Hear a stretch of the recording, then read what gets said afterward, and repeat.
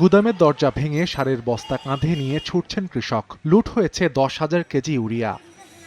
রোববার সারের জন্য কুড়িগ্রামের ভুরুঙ্গামারীতে ডিলার তাইফুর রহমান মুকুলের গুদামে ভিড় করেন কৃষকরা। দীর্ঘ সময় অপেক্ষার পরও দোকান না খোলায় গুদামের দরজা ভেঙে 197 বস্তা ইউরিয়া নিয়ে যান তারা। স্থানীয়দের অভিযোগ, পর্যাপ্ত বরাদ্দ পেলেও কৃষকদের সার দিতে গড়িমসি করছিলেন ডিলার মুকুল। কৃত্রিম সংকট তৈরি, অতিরিক্ত দামে বিক্রির অভিযোগও রয়েছে তার বিরুদ্ধে। অভিযোগ অস্বীকার করে মুকুল জানান, সরকারি নিয়মেই সার বিক্রি করছিলেন তিনি। স্যান্ডেলিনা সো, রূপচর্চায় আভিজাত্য।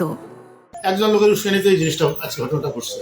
সবাই তো উস্কানি দেয়। এই লোকটার নাম আমি এই মুহূর্তে বলতে পারতেছি না, কিন্তু লোকটাকে আমি ব্যক্তিগতভাবে চিনি। কিন্তু পরে ঘটনা ঘটবে, এটা যদি আমি আইনের আওতায় না যাই, এটা তো দেখতে খারাপ দেখা যাবে। এদিকে খবর পেয়ে ঘটনাস্থলে পৌঁছে পরিস্থিতি নিয়ন্ত্রণে আনে পুলিশ। এরই মধ্যে ফেরত পাওয়া গেছে অন্তত 40 বস্তা ইউরিয়া। বাকিগুলো উদ্ধারে চলছে তৎপরতা।